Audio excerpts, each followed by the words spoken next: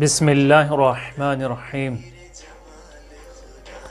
حضرت محمد مصطفیٰ صلی اللہ علیہ وآلہ وسلم پہلے معصوم، سید المرسلین، شفیع المذنبین، رحمت للعالمین، خاتم النبیین، گنتی کا پہلا عدد، علت ممکنات کائنات، وجہ تخلیق ارض و سما، مالک کون و مکہ، وما ینطق عن الہوا کا مصداق آئے تطہیر، فرد پنجتن، ختمی مرتبط، مرسل اعظم، آمنہ کلال، طٰہٰ، یاسین، مزمل و مدثر، احمد و محمود، امین و صابر، صالح، طاہر، فاضل، سرور کائنات، وہ جو پیکر انوار ہے، مختار کائنات، محبوب کردگار، حبیب پروردگار، سردار دو جہاں،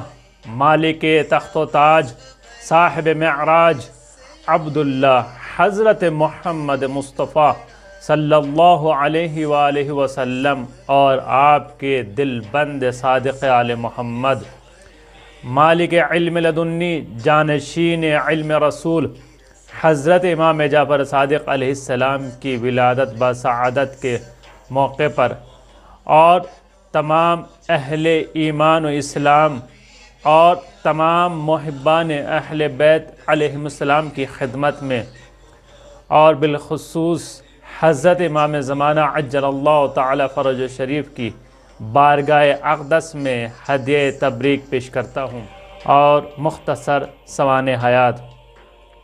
نام محمد مصطفیٰ صلی اللہ علیہ وآلہ وسلم، کنیت ابو القاسم، ابو ابراہیم، القاب مزمل، مدثر، نذیر مبین، شافع محشر، شاہ مدینہ، نبی اللہ، احمد، حبیب اللہ، رؤوف رحیم، شاہد، مبشر، رسول اللہ، مصطفیٰ، سید المرسلین، رحمت للعالمین۔ والد جناب عبداللہ، والدہ جناب آمنہ بنت وہب۔ آپ کی ولادت 17 ربیع الاول عام الفیل سن 571 عیسوی مکہ میں بعثت سے 40 سال پہلے، اور 12 سے 17 ربیع الاول تک مسلمانوں کے درمیان دور حاضر میں اظہار وحدت کی خاطر ہفتہ وحدت منایا جاتا ہے۔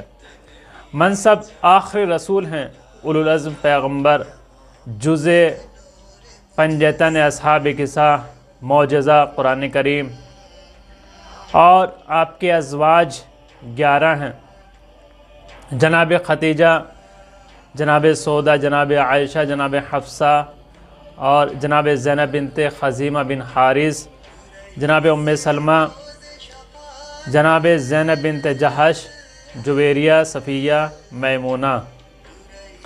اولاد جناب فاطمہ زہرا سلام اللہ علیہا، اور آپ کے وفات 28 صفر 11 ہجری، عمر 63 سال، مدفن مدینہ منورہ۔ زمان نبوت 23 سال، 13 سال مکے میں اور 10 سال مدینہ میں۔ آغاز نبوت 27 رجب۔ آپ کی زندگی کے 3 حصے ہیں: قبل نبوت 40 سال، نبوت کے بعد مکے میں 13 سال، تیسرے مکے سے ہجرت مدینہ میں حکومت 10 سال۔ کتاب توش مبلغ صفحہ 35 اور اصول کافی جلد 5 صفحہ 390، الخصال جلد 2 صفحہ 419۔ اور اسی طریقے سے 8ویں معصوم، چھٹے امام، امام جعفر صادق علیہ السلام کی آپ کی خدمت میں مختصر زندگی نامہ پیش کرتا ہوں۔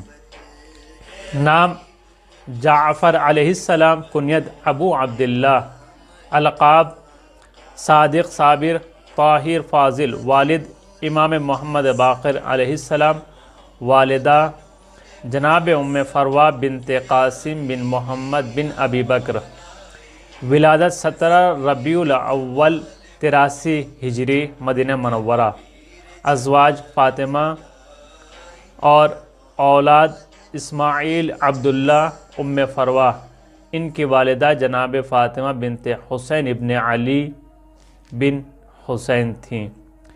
حضرت امام موسیٰ کاظم علیہ السلام اسحاق، محمد، فاطمہ اور ان کی والدہ جناب حمیدہ خاتون البریریہ تھیں۔ عباس، علی، اسماء، ان تینوں کی والدہ الگ الگ تھیں۔ شہادت بعض علماء نے 15 رجب سن 148 ہجری اور بعض علماء نے 15 شوال سن 148 ہجری بیان کیا ہے، لیکن مشہور شیعہ مورخین کے نزدیک 15 شوال ہی معتبر ہے۔ مدفن مدینہ منورہ ہے اور سبب شہادت آپ کو منصور دوانیقی کے حکم سے زہر دیا گیا۔ آپ کی زندگی کے 2 حصے ہیں۔ امامت سے پہلے 31 سال سن 83 سے لے کر 114 ہجری قمری تک، اور 12 سال امام سجاد علیہ السلام کے ساتھ، 31 سال 3 ماہ 10 دن امام محمد باقر علیہ السلام کے ساتھ۔ دوسرے زمانے امامت آپ کا 34 سال رہا ہے، 114 ہجری سے لے کر 148 ہجری تک۔ آپ نے اپنے والد کی طرح بنی امیہ اور بنی عباس کی باہمی جنگ سے فائدہ اٹھایا اور اپنے حوزے کو تشکیل دیا، جس میں 4000 افراد شرکت کرتے تھے۔ حاکمان وقت خلفائے بنی امیہ ولید بن عبد الملک، سلیمان بن عبد الملک، عمر بن عبد الملک، یزید بن عبد الملک اور حشام بن عبد الملک، ولید بن یزید، یزید بن ولید، مروان بن محمد۔ خلفائے بنی عباس ابو العباس صفہ منصور دوانیقی، تمام پر ان خلفاء پر لعنت ہو۔ آپ کی عمر 65 سال اور مدت امامت 34 سال۔ کتاب توش مبلغ صفحہ 47 پر یہ سب چیزیں بیان کی گئی ہیں، اور دوسری کتابیں بھی اس کو بیان کرتی ہیں، جیسے کشف الغمہ ہے، جلد 2 صفحہ 378 ہے، اور زندگانی 4 معصومین علیہم السلام صفحہ 376 پر بھی موجود ہے۔ اور شمع رسالت کی روشنی میں چلنے والے افراد گمراہ نہیں ہو سکتے۔ رسول آئے تاکہ لوگوں کو بغض و حسد کے کینے سے نکال کر اتحاد کی دعوت دیں۔ رسول اکرم صلی اللہ علیہ وآلہ وسلم آئے تاکہ سب کو پیار، محبت، الفت کا پیغام دیں اور مل جل کر رہیں۔ اتحاد کا پیغام دیا، بڑوں پر سلام، چھوٹوں پر رحم۔ کسی کی زندگی میں آپ پھول نہیں بن سکتے تو کانٹے بھی نہیں بنو۔ کسی کے ساتھ بھلائی نہیں کر سکتے تو برائی بھی نہیں کریں۔ کسی کا ساتھ نہیں دے سکتے تو ان پر چھپ کر حملہ بھی نہیں کریں۔ حق و انصاف کی آواز بلند نہیں کر سکتے تو ظلم کا ساتھ بھی نہیں دیں۔ کسی سے محبت نہیں کر سکتے تو نفرت بھی نہیں کریں۔ کسی کو مال و دولت سے نہیں نواز سکتے تو ان کا حق غصب بھی نہیں کریں۔ کسی سے آپ نرم کلام، اچھے لہجے سے گفتگو نہیں کر سکتے تو غیظ و غضب کے لہجے میں ان سے گفتگو نہ کریں۔ کسی کی تعریف نہیں کر سکتے تو برائی و غیبت بھی نہیں کریں۔ پروردگار نے اپنے حبیب کو جس سرزمین پر مبعوث کیا، اتنی پست و ذلیل تھی کہ اس پر کوئی ایسی برائی نہ تھی جو ان میں نہ ہو۔ دینی اعتبار سے اتنے پست تھے کہ اپنے ہاتھوں سے تراشے پتھروں کو خدا مانتے تھے۔ اخلاقی اعتبار سے اتنے ذلیل کہ زنا عام ہو گیا۔ عیاشی عروج پر تھی، نہ کوئی احترام تھا، نہ کوئی کسی کی عزت تھی۔ خیالات اتنے پست تھے کہ اپنی بیٹیوں کو زندہ درگور کرنا شرف سمجھتے تھے۔ عزیزوں کا خون بہانا ان کی نظر میں شجاعت تھی۔ قوم و قبیلوں کو نابود کرنا بہادری تھی۔ قوم و ملت میں فتنہ فساد پھیلانا شرف سمجھتے تھے۔ انسانیت کا خون بہانا باعث امتیاز تھا۔ ایسی قوم کی ہدایت کے لیے رسول اکرم سرکار دو عالم رحمت للعالمین کو بھیجا گیا، لیکن آپ پر ظلم و ستم کیا گیا، راہوں میں کانٹے بچھائے گئے، لیکن آپ نے تبلیغ کے مقام کو نہیں چھوڑا، تبلیغ دین اسلام انجام دیتے رہے۔ آپ پر پتھروں کی بارش ہوئی، لیکن کیا کہنا اس کریم نفس پیغمبر کا کہ جس نے اتنے مظالم کے بعد مقابلہ تو بہت دور کی بات بد دعا تک بھی نہیں کی۔ لیکن ہمارا حال کیا ہے آج قوم و سماج میں؟ اگر کوئی ہمیں بد کلامی سے پیش آ جائے تو ہم اس کے ساتھ کس رفتار سے پیش آتے ہیں۔ پتھر مارنے والوں کو گلے لگایا، جان کے دشمنوں کو زندگی کا پیغام دیا، بد اخلاق لوگوں کو با اخلاق بنایا، بد کردار کو نیک سیرت والا بنایا، شرابیوں کو عقل و ہوش کا سبق سکھایا، سود خوروں کو ایثار و سخاوت کرنا سکھایا،